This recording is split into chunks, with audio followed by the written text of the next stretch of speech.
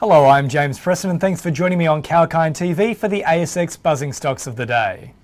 Australian shares edged up on Wednesday morning, boosted by gains in energy stocks following an overnight jump in oil prices. Weaker iron ore prices were hurting mining stocks, limiting their gains. In the first 15 minutes of trade, both the ASX 200 and the All Ordinaries indices were up less than 0.1%. Telix Pharmaceuticals was the top performer, up by 6.1%, after its revenue surged in the third quarter of 2022. JB Hi-Fi rallied 2.2% following strong results, and UBS upgraded its price target. While the majority of companies on the ASX 200 were posting gains, the utilities, mining and financial sectors were weighing on the market. Allchem jumped 1% after posting record lithium production. Major mining companies were mixed, with Rio Tinto up by 0.4% and BHP down by 0.8%. Fortescue Metals gained 0.2%. Industrials, healthcare and energy were all rising well above 1%, and some tech stocks also posted healthy increases, such as US payments giant Block, which was up 4.3% to $107.12 a share. The major banks were all in the red, and gold miners were the biggest losers as precious metals backed away from price highs reached earlier this week. Let's now take a look at some business news from the morning session, beginning with Allchem.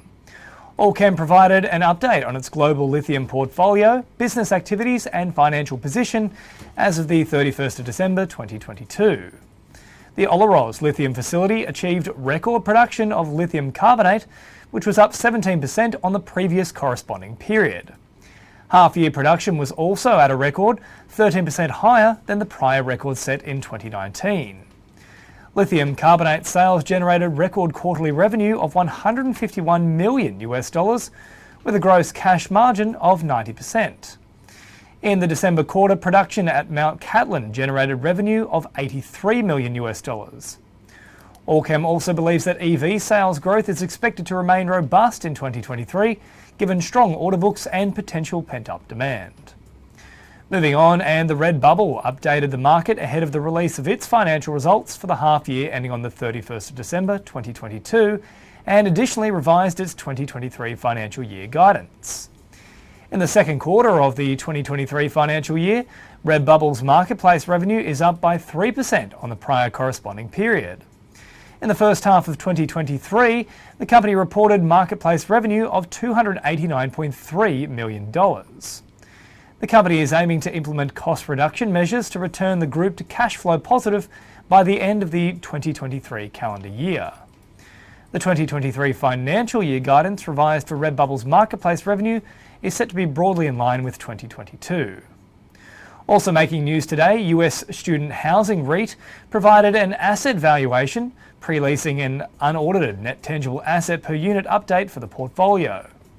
All assets in the company portfolio have been independently valued by CBRE as of the 31st of December 2022.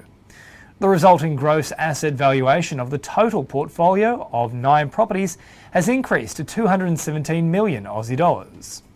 US Student Housing REIT said despite a dramatic increase in interest rates and the corresponding expansion of cap rates, performance at the property level is still creating value for the portfolio. And lastly, the securities of IMDEX will be placed in a trading halt at the request of IMD, pending it releasing a further announcement.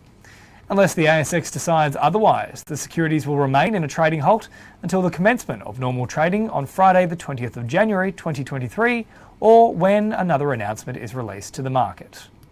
Alright, that's all for this edition of the ASX Buzzing Stocks of the Day. Another episode is coming your way tomorrow, but until then, make sure to keep it locked here on Kalkine TV for the latest market insights and business news. I'm James Preston, signing off for now.